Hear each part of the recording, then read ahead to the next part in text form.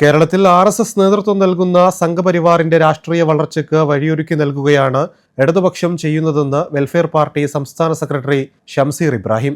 വിവിധ മണ്ഡലങ്ങളിൽ BJPയുമായി ഡീലുണ്ടാക്കി അധികാര തുടർച്ച നേടുക എന്നതാണ് ഇടതുപക്ഷം ലക്ഷ്യമിടുന്നത്. അത്യന്തം അപകടകരമായ ഈ രാഷ്ട്രീയ നീക്കുപോക്കിന് വെൽഫെയർ പാർട്ടി എന്ത് വില കൊടുത്തും തടയുമെന്നും അതിന്റെ ഭാഗമായാണ് വെൽഫെയർ പാർട്ടി UDFന് പിന്തുണ നൽകുന്നതെന്നും അദ്ദേഹം പറഞ്ഞു.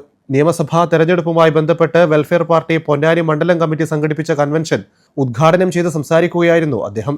മണ്ഡലം പ്രസിഡന്റ് മുഹമ്മദ് പൊന്നാനി അധ്യക്ഷത വഹിച്ചു.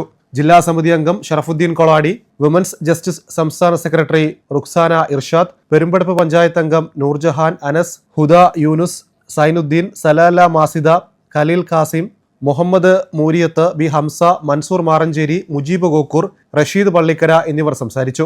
മണ്ഡലം സെക്രട്ടറി CV ഖലീൽ സ്വാഗതവും AM ഖദീജ നന്ദിയും പറഞ്ഞു. പത്രസമ്മേളനത്തിലൂടെ ആ വിഷയം പാർട്ടി നിയമസഭാ തെരഞ്ഞെടുപ്പിൽ കൈക്കൊണ്ടിട്ടുള്ള തീരുമാനം വിശദമായിട്ട് തന്നെ കേരളീയ സമൂഹത്തോട് പങ്കുവെച്ച് കഴിഞ്ഞിരിക്കുകയാണ്.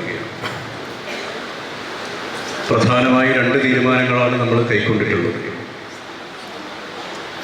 അതിൽ ഒന്നാമത്തേത് നമുക്കറിയാം, 2016-ലും 2021-ലും വെൽഫെയർ പാർട്ടി രൂപീകരിച്ചതിന് ശേഷമുള്ള 3ാമത്തെ നിയമസഭാ തെരഞ്ഞെടുപ്പാണ്.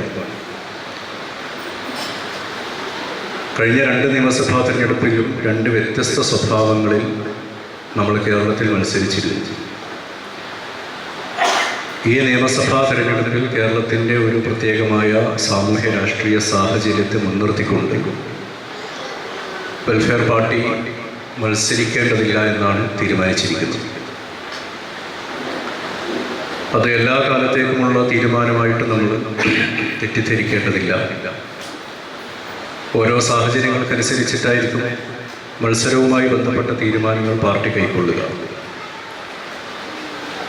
ഇനിയിപ്പോൾ അടുത്ത നിയമസഭാ തെരഞ്ഞെടുപ്പ് ചിലപ്പോൾ ഈ ഇലക്ഷൻ ഏകീകരണം, 1 ഇന്ത്യ 1 ഇലക്ഷനൊക്കെ വന്നു കഴിഞ്ഞാൽ ചിലപ്പോൾ 3 കൊല്ലം കൊണ്ടൊക്കെ അടുത്ത നിയമസഭാ തെരഞ്ഞെടുപ്പ് വരാൻ സാധ്യതയുണ്ട് എന്നൊക്കെയാണ് പറയുന്നത്.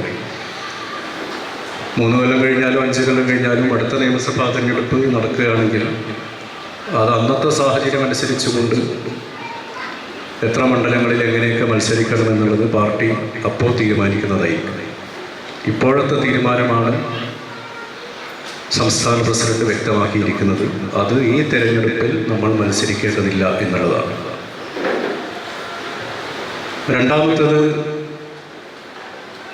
വെൽഫെയർ പാർട്ടി മുഴുവൻ നിയമസഭാ മണ്ഡലങ്ങളിലും UDFന് വോട്ട് കൊടുക്കുകയും UDF സ്ഥാനാർത്ഥികളുടെ വിജയത്തിന് വേണ്ടി പ്രവർത്തിക്കുകയും ചെയ്യും എന്ന തീരുമാനമാണ്.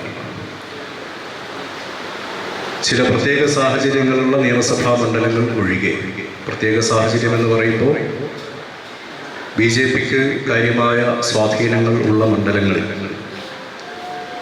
അവിടുത്തെ ഒരു ട്രെൻഡും ഒക്കെ നോക്കിയിട്ട് വിജയസാധ്യതയുള്ള അടുത്ത മതേതര മുന്നണിയിലെ സ്ഥാനാർത്ഥിക്ക് വോട്ട് വിനിയോഗിക്കുക എന്നുള്ളതായിരിക്കും പാർട്ടിയുടെ അത്തരം മണ്ഡലങ്ങളിലെ തീരുമാനം എന്ന് പറയുന്നത്.